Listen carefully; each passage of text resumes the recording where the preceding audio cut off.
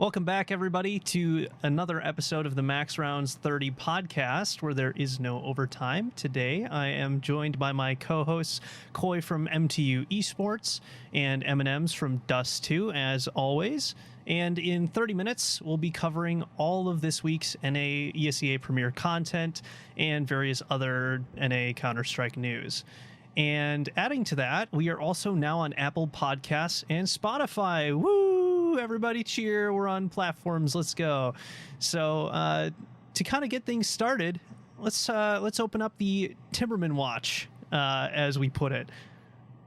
I believe you've got this one, Eminem. So unfortunately, something I hope that we're able to kill off in week 3 is what we like to call Timberman watch, where somehow the team formerly known as Depth Esports continues to make news, and for all the wrong reasons. So if you were not aware, Eptima recently caught a 10-year ban for ban evasion, being caught playing for a team all the way down Open. And I know we don't normally cover Open teams because it's a complete waste of time, but we think this deserves special attention because he was one of NA's, he's one of NA's, let's say rising or falling stars rather, because of his association to Depth. So we're gonna take 90 seconds to go around and just talk about our impressions of Eptima's ban, the resulting pseudo controversy where the surgeon lost his mind, and anything else that's been going on with Timberman watch this week.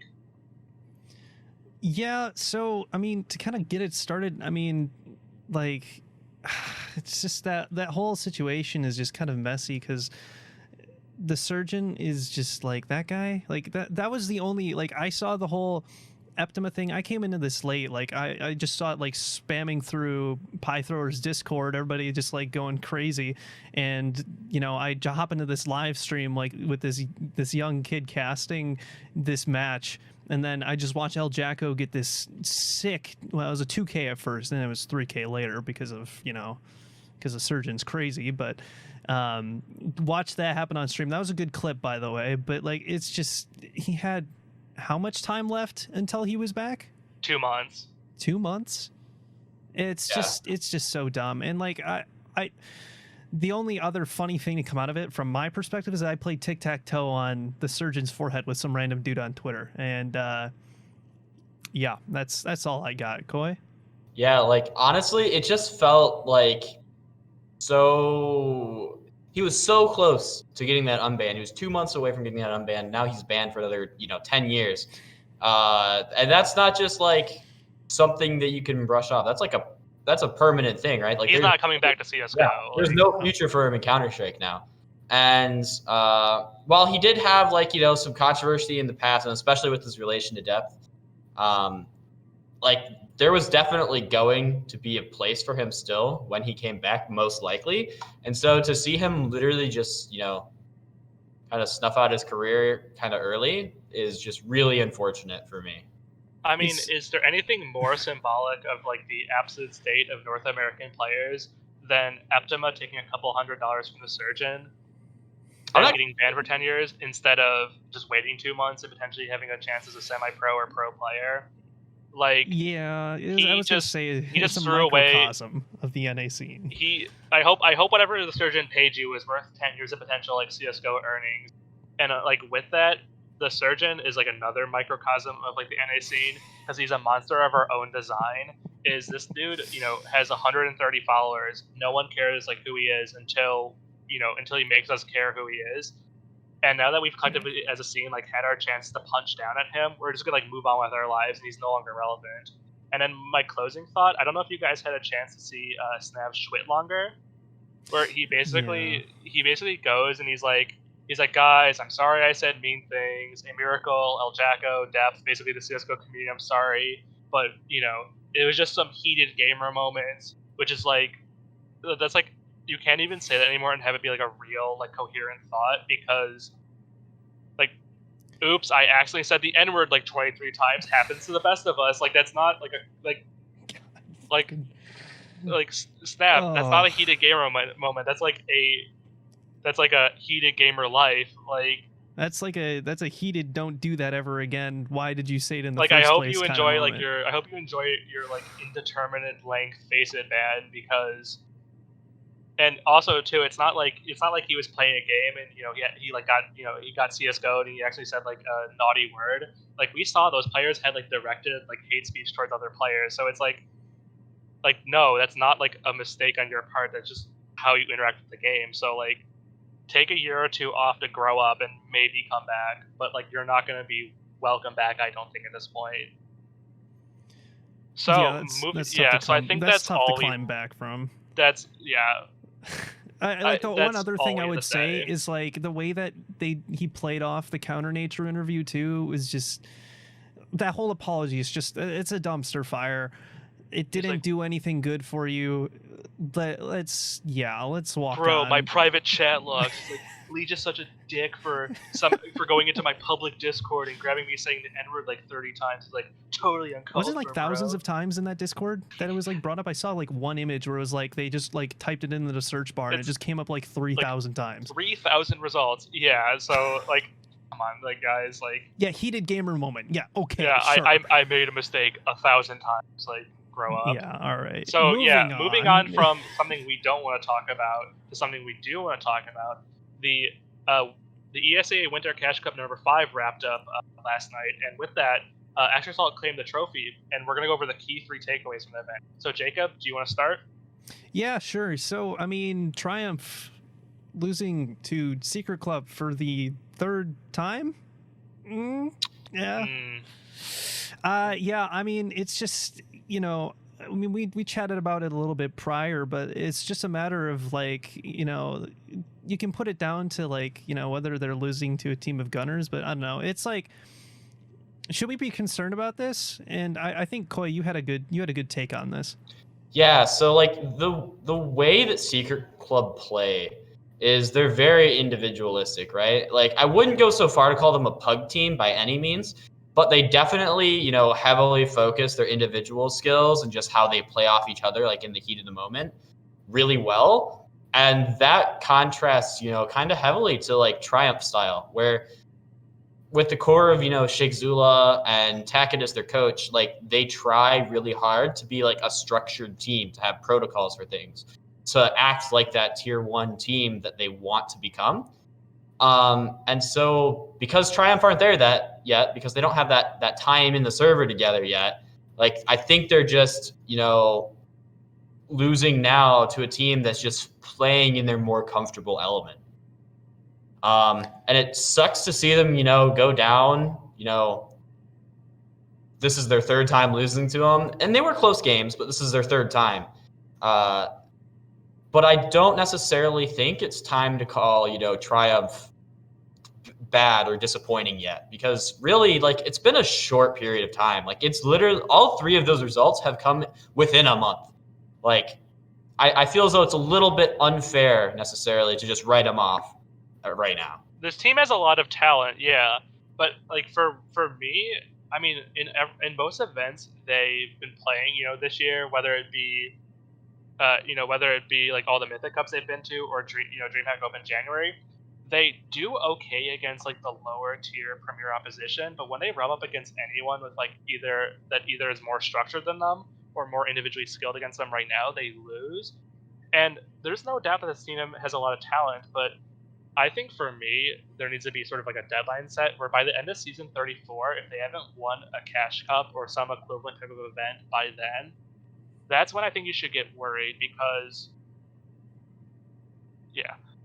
that's when you should. I was correcting season 36. Sorry. Season 30. Did I say season 34?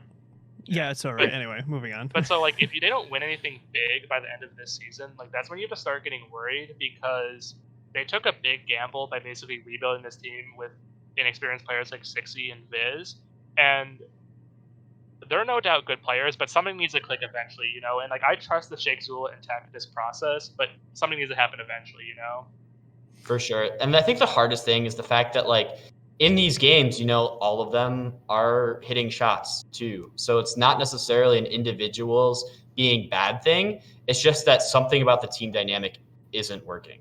So it's like you can't even like necessarily point fingers and say it's him that's the problem or something like that. It's a true team thing. Speaking of another team that has been in that situation where it's like we don't, we believe the team dynamic is like suitable, is conducive to a strong team, and that we think they can be really good is Extra Salt. So they won this Cash Cup, but they had to labor through it. Like they played 3 maps against, Recon 5 in the finals with a stand-in.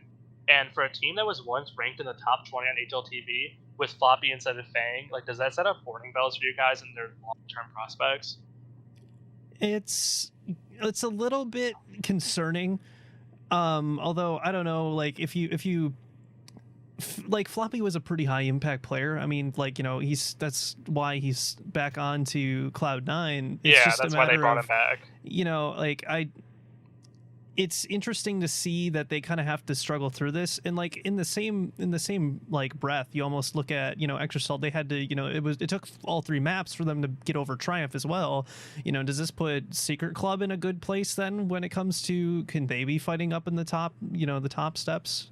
But Secret Club I feel like is like the biggest unproven talent card right now in Premier and in the NA ecosystem, because the winning over Triumph 3 times, no matter how shaky they are, is really promising. And for me, I just want like an org, no matter what size, to pick them up and give them a little bit more money in their pocket so they can spend more time on this game, especially with bringing on Frost AK, because he's just a good all-arounder. And so they haven't signed Frost AK yet, but I mean, come on, after doing so well in a Cash Cup, it's like a given, because obviously Klazia is probably not coming back. So it's like, he's a good all-arounder, and he has less emotional and interpersonal baggage. So like, I want to see more from this team. Like, they're the team I'm most excited for this season. Absolutely, I totally agree with that. I think that if Klazia doesn't come back, I do think that they lose a little bit of their just outright, one guy hits a 4K and wins the round that way. They're going to lose a little bit of that, but they should find some more consistency in the long term, which will be good to see. And I think our final topic for the Cash Cups that we're going to close with is, what do you guys think about Recon 5? Obviously, they did use Austin as a stand-in for CJ, but they're doing one event. We can't draw any deep conclusions about them yet. But I was right about Rezu being replaced by Twice, but so far, it's looking good. See, the one thing this is one thing I kind of thought of was, if Recon 5 are looking this good with a stand-in, and they're able to pull punches up against, like Extra Salt, against Secret Club, against Triumph, well, I mean, not necessarily Triumph yet, but like, if you go by order of, what is it? I don't remember, transitive wins or whatever. I don't know. That's a college football thing. But if you kind of go by that same metric, I almost want to say, how do you think Third Impact is looking, considering, they've gotten that best of 3 victory over Recon 5 as well? Like, Recon 5 is looking really good, but in that same breath, you're almost like, TI? So I think Recon 5 being good right now is a testament to how strong, individually talented. Again, I want to stay away from the term just like Pug team or Pug Star team in regards to teams like Recon 5, just because while they play individual, they're still a team, right? Like, they play they're still a team in a very different way than a standard team that would be pugging it. And I think that's just a testament to how strong that is right now in NA's online period, where everyone's having to rebuild. They're not able to boot camp. There's not a ton of money coming in to just focus 10 hours a day on Counter-Strike all day, every day. And so if Recon 5 and teams like Secret Club can kind of maintain that upper echelon consistency, I think we're in for a really interesting meta here in North America, at least until Lance and foreign competition come back. Which I think is going to be a long time. And, I mean, we've seen it for the last few seasons of Premier, where you have, one of these ambitious, I would almost say mixed teams, of where you just get all the young or experienced fraggers and just, bulldoze them into one lineup. Like, you had it with you had it with various iterations of under 21. You have it with this team. And so it's I feel the natural progression is they need to work on more structure, but having a core of Twice, Sneaky, Cynic, and Cobra, that's nothing to joke about. That's a team that makes Premier playoffs in previous seasons and should make it to Premier playoffs in this season. And if they can just manage to like stay together and have no, personal issues, like I like the team a lot. Yeah, definitely. So I think we'll kind of scoot on from there, and we'll kind of get into some of the roster change news. So first, the big roster change news I'd say of this week would probably be Levitate on their rebuild, considering they are now looking at a 5-man roster of Hate, Noxio, Delta 9, Swan, and Ghosty. So Jeff, your thoughts? I mean, I think it's basically the same level that it was before. If not, like, it could be a little bit better, it could be a little bit worse, but I don't really have any like expectations for this team, and I'll kind of like lay out why I don't. Hate and Noxo are still there, and I think they'll just basically do the same thing they were doing before, which is like fine. But then you have Delta 9, who comes from Watch This, and I feel like he comes from Watch This because he's someone who didn't really have any other offers, and I'm not particularly impressed by him as an individual player and what data we have of him. Then you have Swan, who's a player I liked for his work on Kinship, but the problem is when we last heard from Swan, he was said, I'm going to go finish, college and get my degree and take a break from CSGO. So him jumping into this lineup, I don't know how much CSGO he's been playing. I don't know what he's been up to in the offseason secretly, but he's going to have ring rust, and it's going to take him a while to get back to any form of like proficiency. And even then, I don't know if he's like a star asset to the lineup.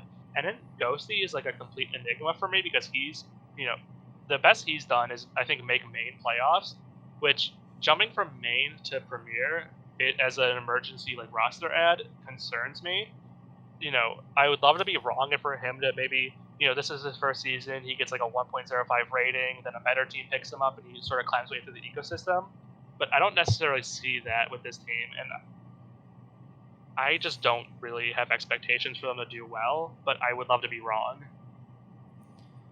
Yeah, Quay, do you have anything on this? Because like my only takeaway from this really is that I don't know if they really have as much promise, considering they don't have Vu anymore, and considering who they've lost. So, as the number one Wilkie fan, like, how does this news affect you?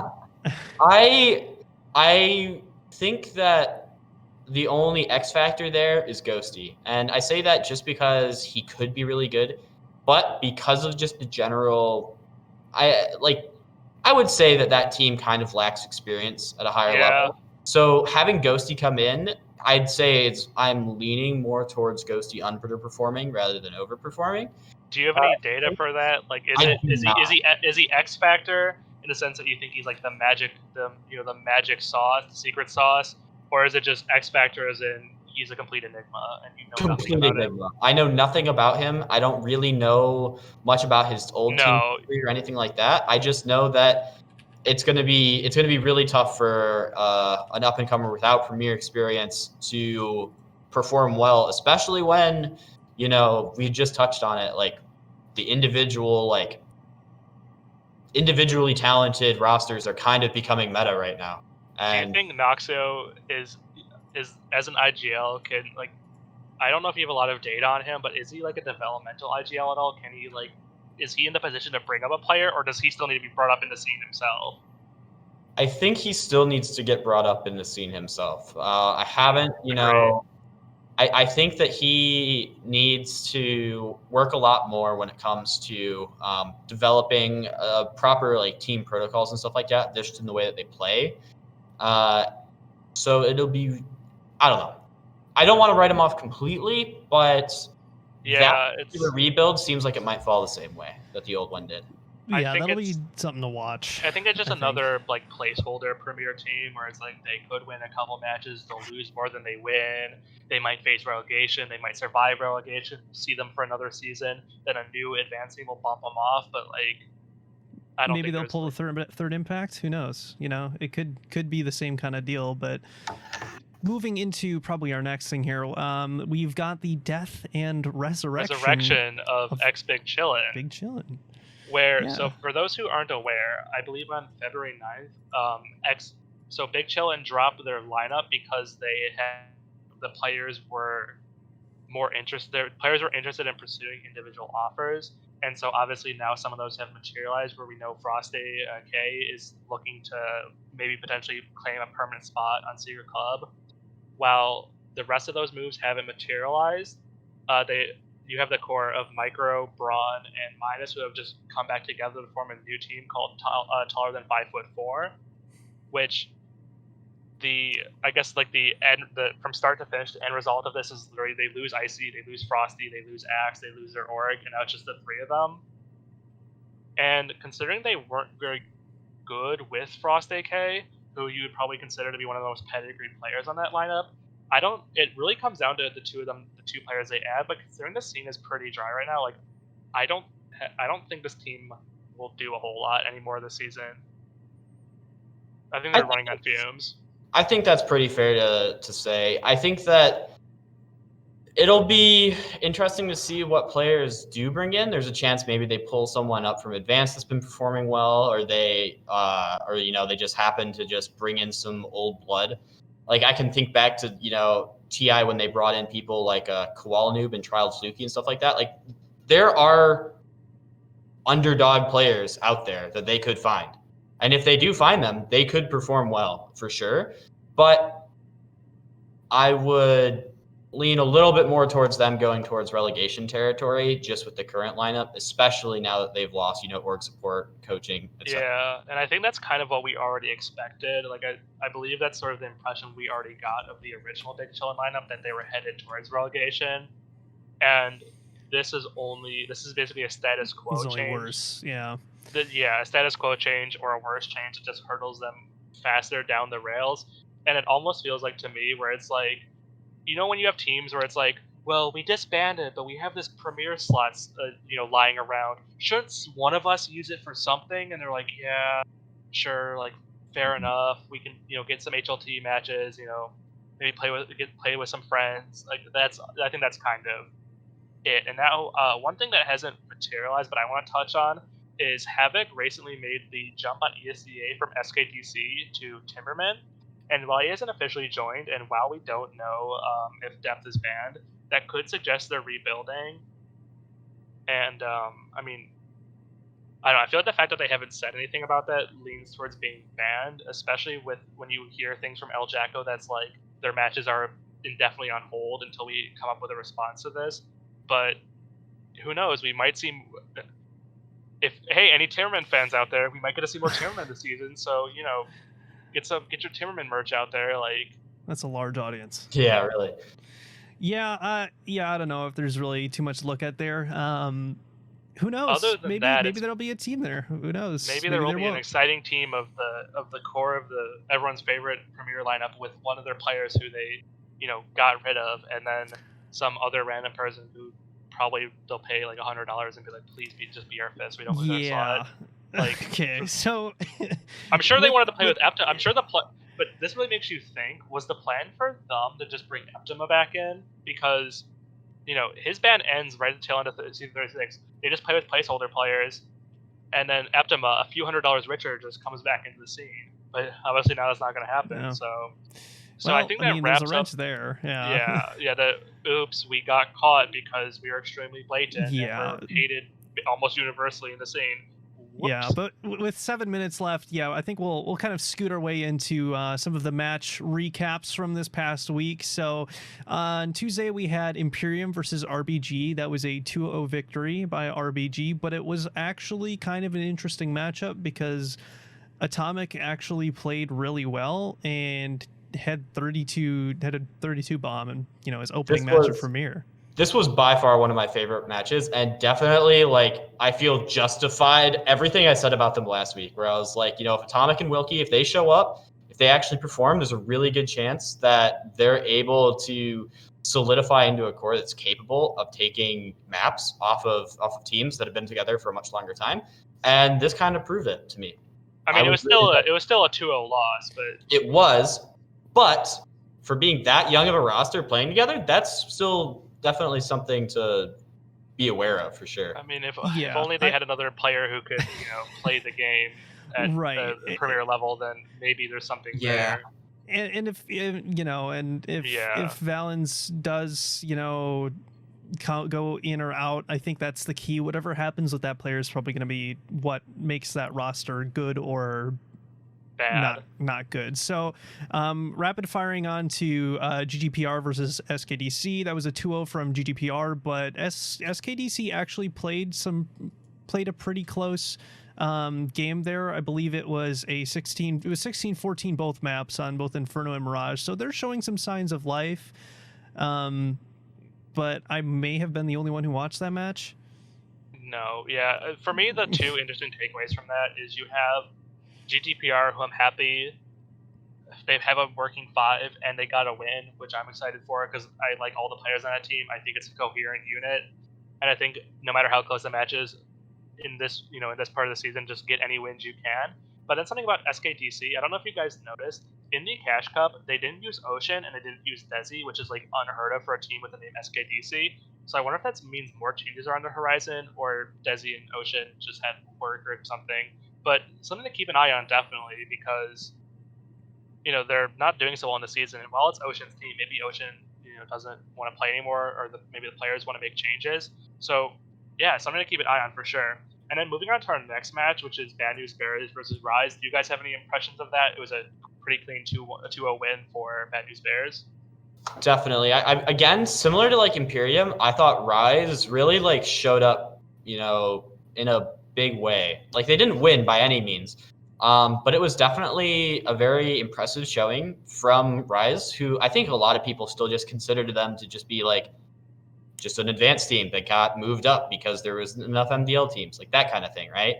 But Rise is presenting a pretty, competitive argument that they're not to be taken lightly. Like teams still have to prepare for them. Like they will beat you if you're not ready to play. I'm just happy Saturn's finally found a team that like treats a man right. They actually try to win matches and not dodge playoffs. And yeah, I mean, I like the Rise lineup. I don't know if they'll make playoffs this season, but I want to see more.